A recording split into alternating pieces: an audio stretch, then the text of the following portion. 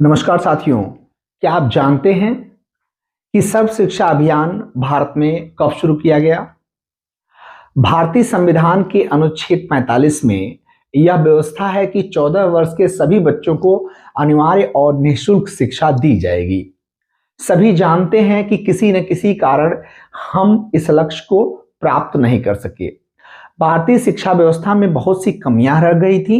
इसके फलस्वरूप सन 1992 में राष्ट्रीय शिक्षा नीति 1986 की समीक्षा करके इसे एक नया रूप दिया गया। पिछले अनुभव से यह स्पष्ट हुआ था कि एक और विभिन्न राज्यों में प्राथमिक शिक्षा प्राप्त करने वाले छात्रों के प्रतिशत में बहुत भिन्नता है और दूसरी ओर बहुत बड़ी संख्या में बच्चे स्कूल जाना आरंभ करने के बाद भी अपनी पढ़ाई बीच में ही छोड़ देते हैं। इसके फलस्वरूप सन 2000 में सरकार द्वारा प्राथमिक शिक्षा का सार्वभौमिकरण करने के लिए एक विशेष अभियान शुरू किया गया और जिसे सर्व शिक्षा अभियान कहा गया। सर्व शिक्षा अभियान के लिए कुछ प्रमुख लक्ष्य या उद्देश्य निर्धारित किए गए। सबसे पहला, सन 2010 तक 6 वर्ष से 14 वर्ष तक के सभी बच्चों को अनिवार्य प्राथमिक शिक्षा देना निश्चित किया जाना है। दूसरा है, शिक्षा के सार्वभौमिकरण करने के लिए एक समय बाद योजना को लागू किया जाएगा। तीसरा बिंदु था, शिक्षा की गुणवत्ता में सुधार करना तथा बच्चों की बढ़ती हुई संख्या के आधार पर विभिन्न क्षेत्रों में प्राइमरी स्कूलों की संख्या में वृद्धि करना। चौथा पॉइंट था कि समाज के प्रत्येक वर्ग के बच्चों को शिक्षा के समान अधिकार देना। पांचवां बिंदु था दोस्तों कि प्राइमरी स्कूल के संचालन में स्थानीय स्तर के लोगों को उनकी सहभागिता बढ़ाना। छठवां बिंदु था कि प्रारंभिक शिक्षा के विकास के लिए पंचायती राज संस्थाओं, मलिन बस्तियों के लोगों, अभिभावकों तथा जनजाति परिषदों का अधिक से अधिक सहयोग प्राप्त करना है।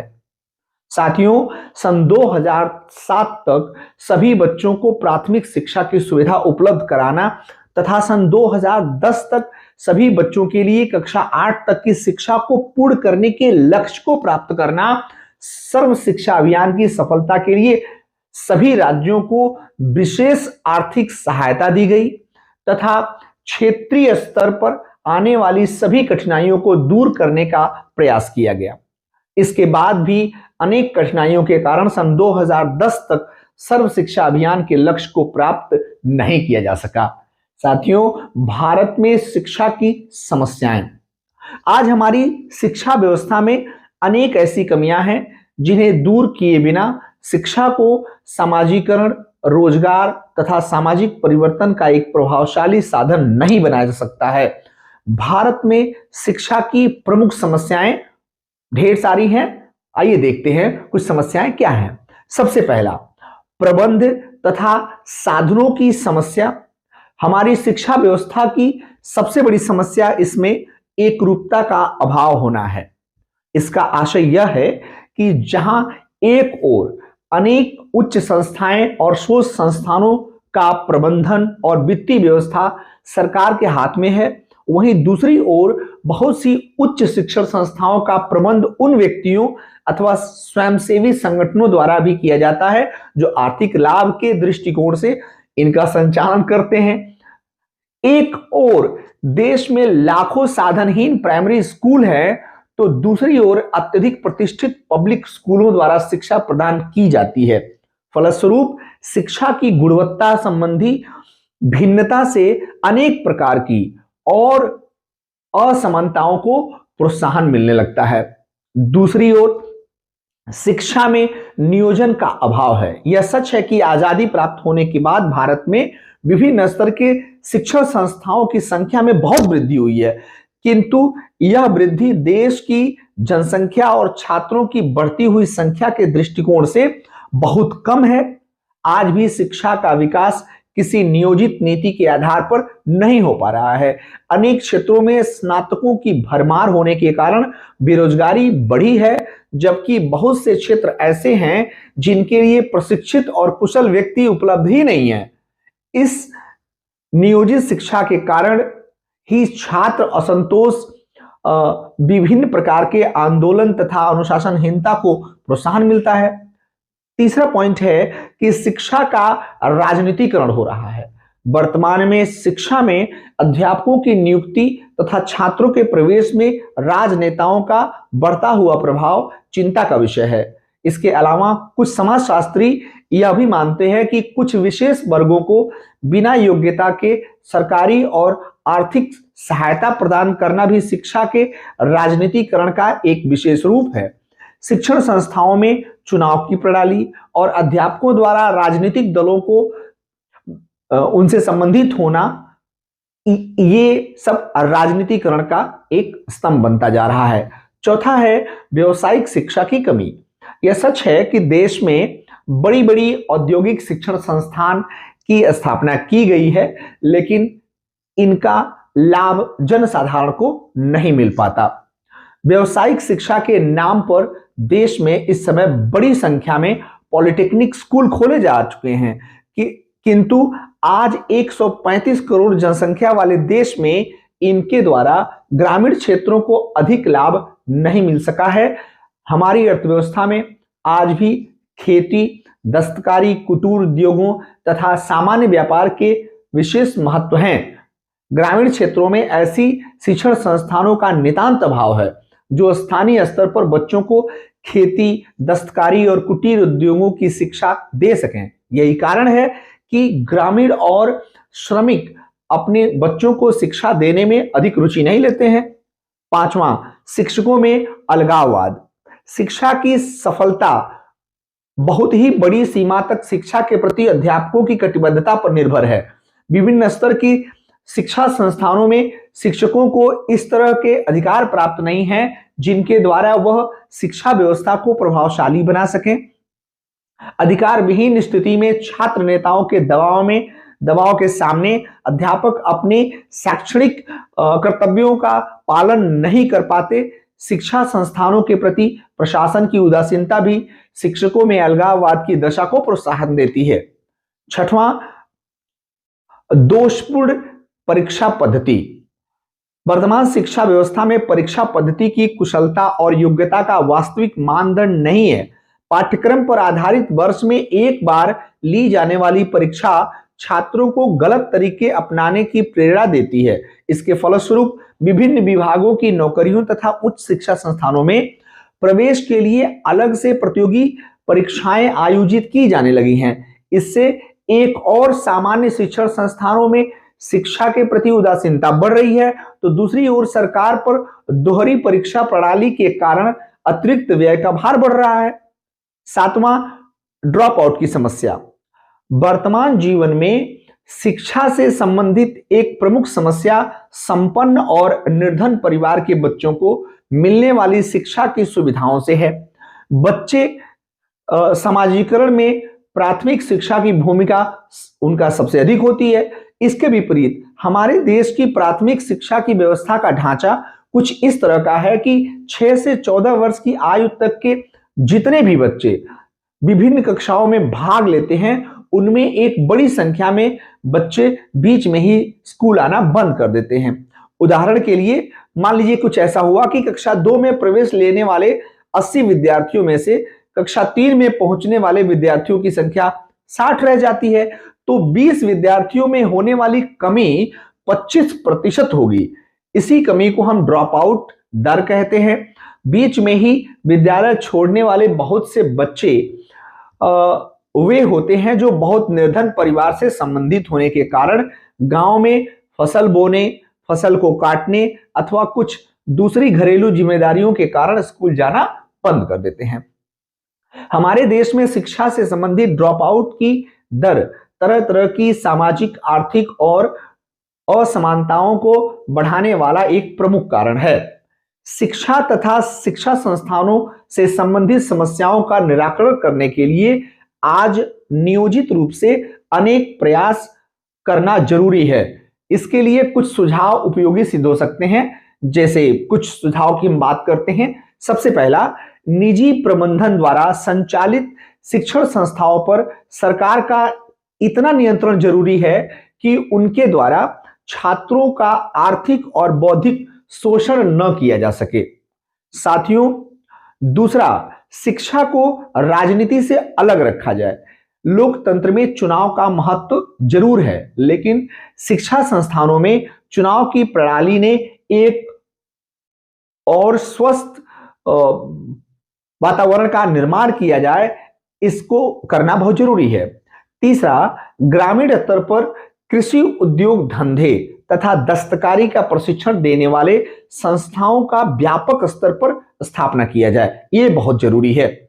चौथा बिंदु होगा कि शिक्षा द्वारा धर्म, जाति अथवा भाषा और क्षेत्र के भेदभाव को समाप्त करने के लिए इस आधार पर संचालित शिक्षण संस्थाओं को प्रोत्साहन नहीं मिलना चाहिए।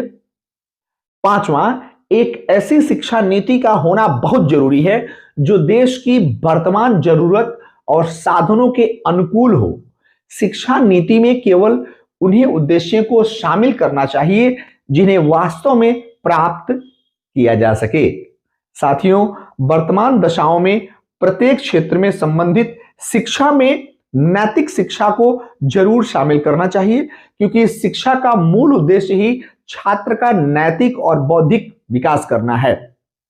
सातवां बिंदु है कि विभिन्न विषयों के पाठ्यक्रमों का निर्धारण इस प्रकार से होना चाहिए कि शिक्षा पुस्तक की ज्ञान तक सीमित न रहकर जीवन के व्यवहारिक पक्षों से संबंधित हो सके। शिक्षा की सामाजिक भूमिका अथवा महत्व, तो हम देखते हैं कि शिक्षा का महत्व क्या है। प्रत्येक समाज में शिक्षा समाजीकरण, सामाजिक आर्थिक विकास तथा सामाजिक नियंत्रण का सबसे प्रभावशाली माध्यम है। शिक्षा का रूप चाहे औपचारिक हो अथवा अनौपचारिक, इसके द्वारा उन लक्षणों को प्राप्त करने का प्रयास किया जाता है जिन्हें पूरा समाज अपने लिए मूल्यवान समझता है। इस दृष्टिकोण से शिक्षा की भूमिका को अनेक क्षेत्रों में देखा जा सकता है। प्रथम, व्यक्ति का समाजीकरण। बार्टमोर ने लिखा है कि शिक्षा बच्चों की प्रारंभिक समाजीकरण का सबसे महत्वपूर्ण आधार है। शिक्षा व्यवस्था नैतिक विचारों को स्पष्ट करके और बच्चों का बौद्धिक विकास करके उसे एक अग्रणी उपयोगी सदस्य बनाती है। साथियों, शिक्षा विवेक को बढ़ाती है तथा यह स्पष्ट करती है कि क्या उचित है और क्या अनुचित। शिक्षा के द्वारा दी जाने वाली संस्कृति सीख भी व्यक्ति के सामाजिक कारण का आधार बनता है। शिक्षा ही व्यक्ति को अपने समाज के मूल्यों, नियमों, कानून तथा नीतियों से परिचित कराकर आपसी सहयोग को प्रोत्साहन देती है। दूसरा, बौद्धिक विकास शिक्षा का एक मुख्य कार्य व्यक्ति के अनुभव और तार्किक योग्यता को बढ़ाकर उसकी बुद्धि का विकास करना है। समझौता यही कारण है कि जिस समाज में शिक्षा जितनी अधिक होती है उसमें रूढ़ियां, कुरीतियां, अंधविश्वास का प्रभाव उतना ही कम होता है। इसी कारण शिक्षा को लोकतंत्र की सबसे बड़ी जरूरत के रूप में स्वीकार किया जाना चाहिए। तीसरा, नैतिक गुणों का विकास शिक्षा का एक अन्य कार्य व्यक्ति में नैतिक गुणों जैसे अनुशासन, बंधुत्व, सहयोग, प्रेम, आपसी समायोजन तथा कर्तव्यों की भावना आदि को विकसित करना है। यही वे गुण हैं जो व्यक्ति के चरित्र का निर्माण करके उसे आत्मनियंत्रण की प्रेरणा देते हैं। चौथा, सामाजिक नियंत्रण की स्थापना। प्रत्येक समाज उसका एक मुख्य लक्ष्य होता है कि विभिन्न साधनों के द्वारा व्यक्ति और समूहों के व्यवहारों पर नियंत्रण रखना। नियंत्रण के दूसरे साधन जहां दबाव, उत्पीड़न और दंड को महत्व देते हैं, वहीं शिक्षा व्यक्ति को एक ऐसी विवेक या बुद्धि देती है जिससे वह परिस्थिति के अनुसार व्यवहार करना सीख सके तथा विपरीत परिस्थितियों को भी अपने अनुकूल बना सके। शिक्षा संतुलित विचारों को विकसित करके व्यक्ति को अपने व्यवहारों पर नियंत्रण करना भी सिखाती है। साथियों, पांचवा बिंदु है कि आर्थिक विकास में योगदान। शिक्षा से प्राप्त ज्ञान नए नए आविष्कार जैसे होते हैं तथा व्यवहार के उनके अंदर प्रोत्साहन मिलता है जो अधिक उपयोगी होता है। इसी कारण शिक्षा को कुछ विद्वानों ने आर्थिक विकास का बीमा तक कह दिया है। अनुभव से भी यह स्पष्ट होता है कि अशिक्षित समाज की तुलना में शिक्षित समाज में आर्थिक विकास की प्रक्रिया कहीं अधिक तेज होती है। छठवां, संतुलित स्तरीकरण का आधार। शिक्षा ऐसा माध्यम है कि जिसके द्वारा समाज में प्रत्येक व्यक्ति की स्थिति तथा भूमिका का निर्धारण उसकी योग्यता के आधार पर होने लगता है। शिक्षा व्यक्ति को अपने प्रयासों के द्वारा एक ऐसी स्थिति प्राप्त करने की प्रेरणा देती है जिसके फलस्वरूप प्रत्येक व्यक्ति अपनी योग्यता और कुशलता को बढ़ाने का प्रयास करता है। यह दशा सामाजिक नियंत्रण और सामाजिक संगठन के लिए बहुत उपयोगी सिद्ध हुई है। सातवां, सांस्कृतिक विकास में सहायक। सामाजिक विकास के संपूर्ण इतिहास में शिक्षा के द्वारा ही संस्कृति को एक पीढ़ी से दूसरी पीढ़ी के लिए हस्तांतरण किया जाता है और इसी के फलस्वरूप व्यक्ति यह समझता है कि दूसरे व्यक्ति इसे किस प्रकार के व्यवहारों तथा नियमों का पालन की आशा करते हैं। सामाजिक विकास के लिए आर्थिक विकास के साथ एक आदर्श आत्मक व्यवस्था का प्रभावशाली होना भी जरूरी है। शिक्षा संस्कृति के उन तत्वों को प्रभावित बनाती है जो व्यक्ति को अपने सामाजिक मूल्यों को शिक्षा देकर उसका विकास कर सके। इस प्रकार भौतिक तथा भौतिक दोनों प्रकार के, अभौतिक दोनों प्रकार की संस्कृति के विकास में शिक्षा की एक महत्वपूर्ण भूमिका होती है। आठवां, वैज्ञानिक प्रगति। विज्ञान के वर्तमान युग में शिक्षा के बिना विकास या डेवलपमेंट की कल्पना करना संभव नहीं है। उच्च स्तर की शिक्षा में वृद्धि होने से सभी क्षेत्रों में शोध कार्यों को यानी रिसर्च को प्रोत्साहन मिलता है। इसके फलस्वरूप उपयोगी आविष्कार होते हैं। ऐसे भी आविष्कार सामाजिक तथा आर्थिक विकास का मुख्य आधार है। शिक्षा की इन सभी कार्यों को से यह स्पष्ट हो जाता है कि व्यक्ति की सामाजिकरण व्यक्ति के विकास तथा आर्थिक विकास में योगदान करके शिक्षा सामाजिक नियंत्रण में योगदान करती है तथा एक जागरूक समाज के निर्माण में सहायक होती है। इसी कारण आधुनिक विश्व को प्रत्येक राज्य व्यवस्था में शिक्षा के विकास को सामाजिक आर्थिक विकास की मुख्य जरूरत के रूप में स्वीकार किया जाता है। आज सिर्फ इतना ही। हम मिलेंगे अगले एपिसोड में। नमस्कार और धन्यवाद।